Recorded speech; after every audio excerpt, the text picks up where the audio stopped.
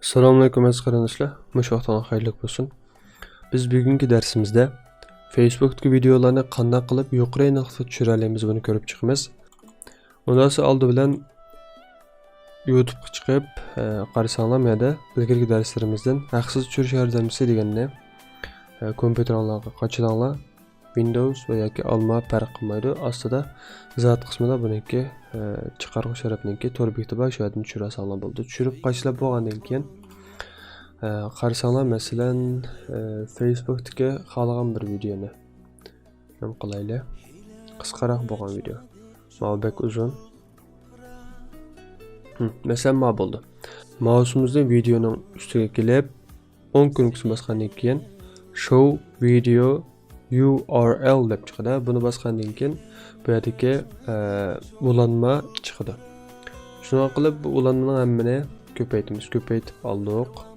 Bundan keyin bu to'r bekatga chapladik. Mana chaplagandan keyin qarasanglar mana download video in normal quality deydi. Masalan, bu videoniki aniqlikka bak yo'q bo'lmag'achqa normal aniqlikda tushirdi. Buni bosgandan keyin qarasanglar mana ayrim holati chiqdi.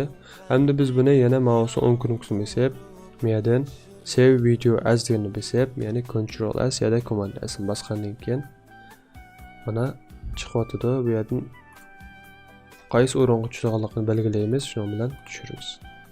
12 MB. Qarasanglar mana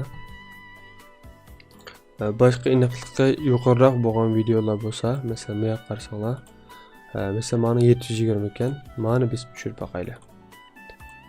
Mouse 10 kun besib, yana o'xshash shaklda ko'paytirdik va bu yerga chapladik.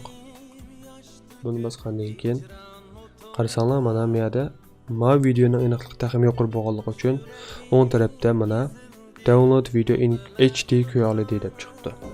Ya'ni aniq videolar bo'lsa, asl sifati yaxshi bo'lgan bo'lsa, mana shaklda eng yuqori aniqlikni chiqardi. Agar sifati yaxshi bo'lmay yoki normal bo'lgan bo'lsa, masalan, bevosita mush chiqadi, shundan tushirasanglar bo'ldi.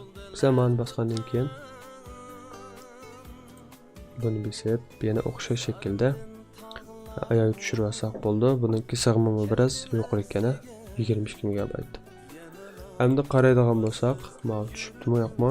Tushibdi mana. Ovoz hamma narsa normal bir shaklda.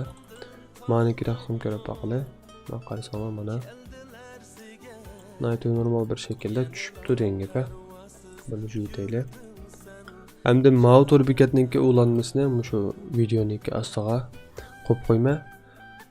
Alma va Windows farq qilmasdan echib shu shaklda tushirasanglar bo'ldi. Undan so'ng darsimiz mushachi bo'lsin.